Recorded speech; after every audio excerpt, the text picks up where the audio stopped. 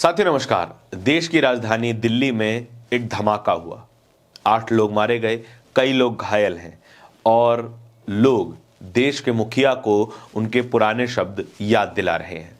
वही शब्द जो उन्होंने 2014 में कहे थे, वही शब्द जो उन्होंने प्रधानमंत्री बनने से पहले कहे थे, वही शब्द जिनके दम पर वो प्रधानमंत्री बने, वही शब्द जिनके दम पर उन्होंने पूर्व प्रधानमंत्री मनमोहन सिंह को कमजोर दिखाने की कोशिश की थी।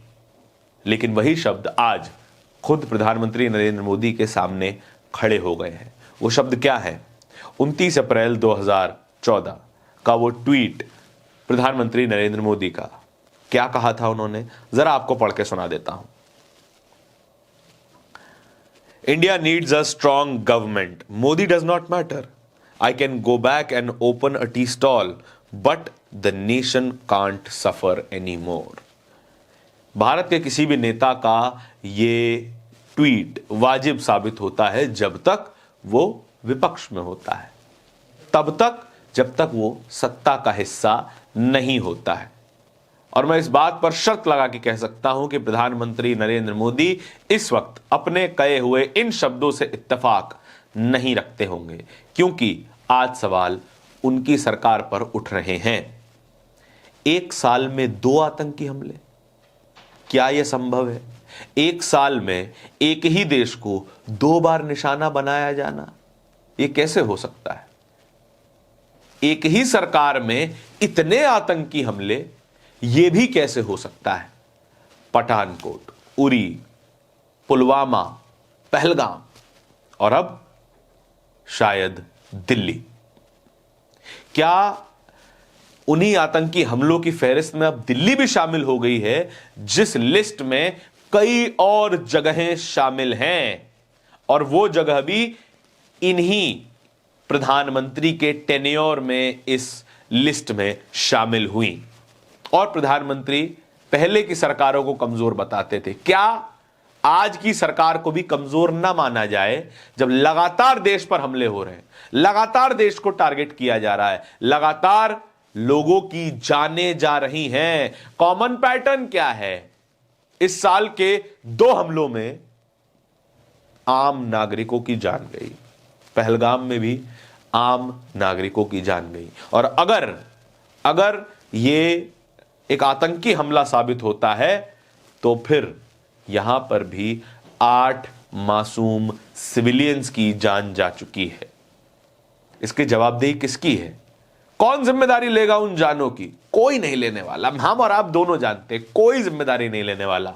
हम केवल ज्यादा से ज्यादा कर सकते हैं तो जिसने ये किया है उसको पकड़ के सजा दे सकते हैं। हम ये नहीं कहेंगे कि हम ऐसा आगे नहीं होने देंगे। हमारी सरकार ये बिल्कुल नहीं कहने वाली है।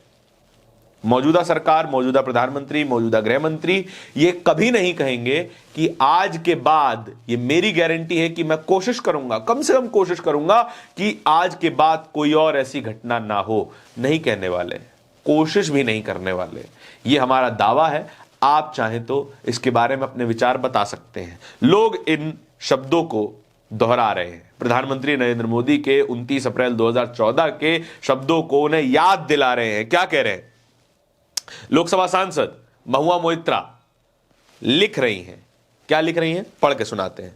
India needs a capable home minister, not a full time hate campaign minister. It's Amit Shah's duty to protect both our borders as well as our cities. Why is he failing so spectacularly? Why is he failing? सवाल तो पूछा जाएगा साहब। जिनके हाथों में देश की बागडोर है उनसे सवाल पूछा जाएगा। कातिलों से सवाल नहीं होते हैं।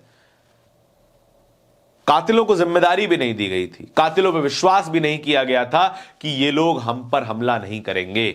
विश्वास किया गया था प्रोटेक्टर्स पर, विश्वास किया गया था उन लोगों पर जिन लोगों को जिम्मेदारी दी गई थी।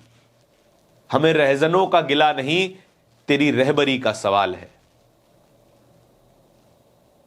हमें रहजनों का गिला नहीं, तेरी रहबरी का सवाल है। इस बात को सोचा जाना चाहिए। लेकिन आगे महुआ मोइत्रा इसी ट्वीट को 29 अप्रैल 2014 के नरेंद्र मोदी के ट्वीट को कोट ट्वीट करते हुए लिख रही है, yes we need a strong government to protect us, other career opportunities awaited your honourable self. देश को एक मजबूत सरकार की जरूरत है। आप चाहें तो अपना व्यवसाय बदल भी सकते हैं। आरजेडी प्रवक्ता कंचना यादव भी इसी ट्वीट को कोट ट्वीट करते हुए लिख रही हैं, I agree with you PM Narendra Modi. एक बात जिन पे ये अग्री कर पा रही हैं, शायद ये वही बात है कि देश को मजबूत सरकार की जरूरत है। सुप्रिया श्रीनेत एकदम तंज भरे अंदाज में लिख रही हैं, the only truth you have ever spoken mister Modi. एकलौती सच्ची बात जो आपने कही है, देश को जरूरत है एक मजबूत सरकार की। आपके इस खबर के बारे में क्या विचार हैं, कमेंट सेक्शन में बताइएगा जरूर। इस तरह की खबरें और भी देखते रहने के लिए बोलता हिंदुस्तान को सब्सक्राइब जरूर कर लीजिएगा। बहुत बहुत धन्यवाद।